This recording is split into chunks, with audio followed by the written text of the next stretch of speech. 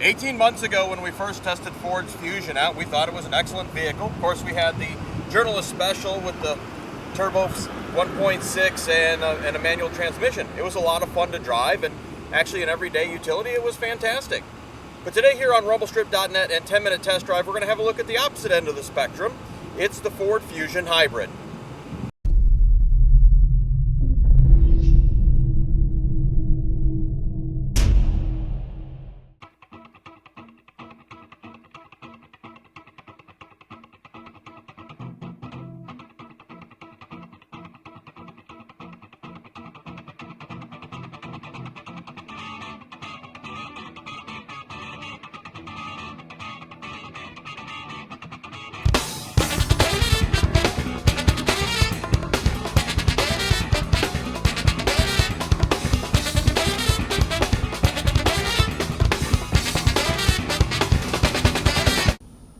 So we've had the opportunity to drive most of the hybrids in this category.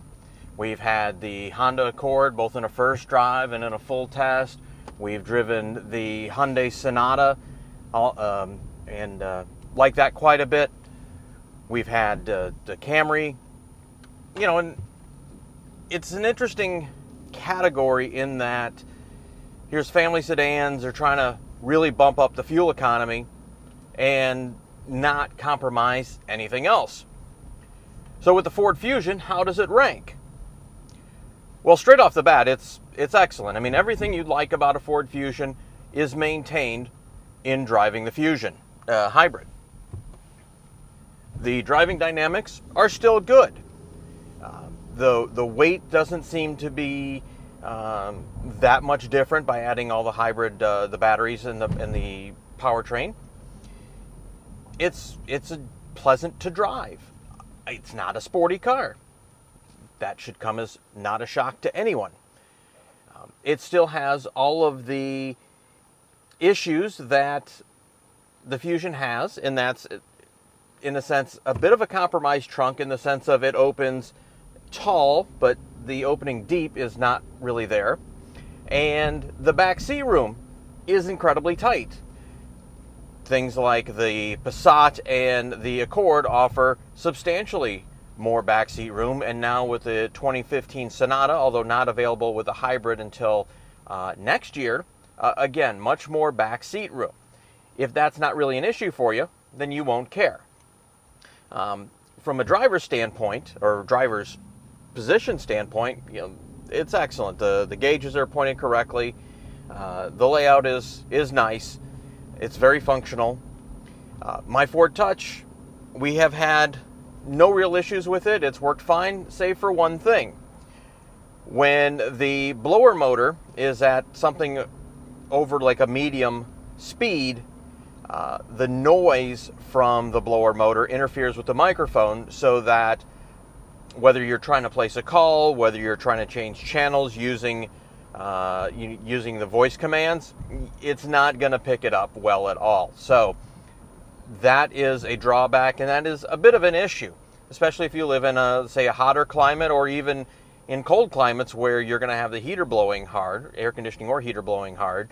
You're going to have some issues with the microphone picking up voice commands. Now, it's not that hard to reach over and touch get the touch screen and get everything set that way, but it's an issue, right? Materials in here are good. Very little hard plastic in here. Very little hard plastic. And that's good considering that the price tag of this in SE trim, so not full-on titanium or anything, is pushing $35,000. That's a pretty good chunk of change, obviously. And you have to ask, is the value there? I think so, in the sense that the Honda Accord hybrid, by the time you equip it very similarly, is going to be close to the same price. And up to this point, the Honda Accord hybrid was our favorite vehicle as a mid-sized hybrid vehicle, right? We really enjoyed our time with that, both on the first drive and when we had it for a week. Fuel economy was excellent in the Accord hybrid. It's rated 50 city, 45 highway, and we've got pretty close to that. Now, there's been some redo on Ford's figures for the fuel economy. on this. They've restated it. Based off the sticker on here, it was 47 across the board. That's changed. So how does it stack up to both the revised figures and the originally stated figures? Actually, not bad. We've been getting about 43 combined, and that's pretty equal highway and city driving. We were able to get as much as 47 on the highway at one point in time, and 47 to 50 in the city when we were trying. But just driving normally, we think that 43 miles to the gallon combined is a pretty solid number and what everyone should be able to get. And that is really the reason why you would choose the hybrid over the standard one, is the increased fuel economy. So is that, say, 5 to 8 miles a gallon enough to justify the premium of the hybrid over a normal gasoline car? Well, it's going to take your facts and figures and your driving dynamics to decide on that.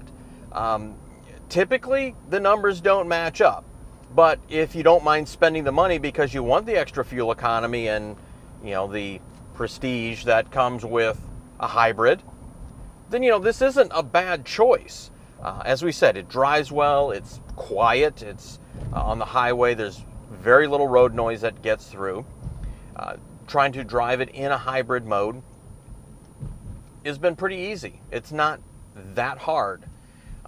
And also one of the fun things that they do to game the system here is they've got a brake coach. So you've got that every time you come up. It shows you how efficiently you're braking and how much energy that you're putting back into the system. As far as everything else, it's pretty standard Fusion, as we said. Except for the badging, you really can't tell. The big issue, of course, is going to be trunk space, because the batteries take a significant chunk of space out of the trunk. I would say as much as 25 to close to 30%. As soon as you open up the trunk lid, you'll see pretty big space taken out of there. So, could that packaging been done differently? Well, engineers involved, safety, batteries. You would think it could be, but these guys are paid a lot of money to figure that stuff out. And as this had hybrid designed from the start to be packaged in, you got to believe that's the best they could do, or I would guess the best they could do. So to wrap things up, we have enjoyed our time with the Ford Fusion Hybrid. It's not the traditional hot rod car. But it's been a fun car to drive and interesting, and trying to game it a little bit. When you get to your destination and you turn it off and it gives you your results for the drive, it's interesting to see, you drove 41 miles and you used 0.8 of a gallon of gas. That's kind of cool, and it gives you your braking score, and if you can get over 95, that's pretty good. So it does encourage in many ways driving for economy, and you can still do that without being, a hypermiler douchebag. So drive it normally, not bad. Just looking at our trip odometer here, and as of this, we probably drove at 60, 70 miles with before we reset it on some stuff, but 273 miles, and we've been able to do 118 in EV mode. I think that's pretty good. I really do. Now, again, your hypermiler people and your Wayne Gertis and your Dan Grays, they're going to be able to do better because they've trained themselves to be better. But for the average driver, and I consider myself a pretty average driver as far as, something like this, not bad. 6.4 gallons over 280, just under 280 miles. I'll take that. So Ford Fusion Hybrid, like it a lot. Very close to being the best in class for a hybrid sedan. The only reason why you might want to choose the Honda Accord is better rear seats. Maybe you prefer Honda's reputation, and the cabin has a little more airy feel to it, where this is a little more, I want to say enclosed, but it feels a little more focused. So that's going to be the deciding factor. But head to head with the Accord Hybrid, which we consider to be pretty much the best, yeah, we'll call this co-best in class.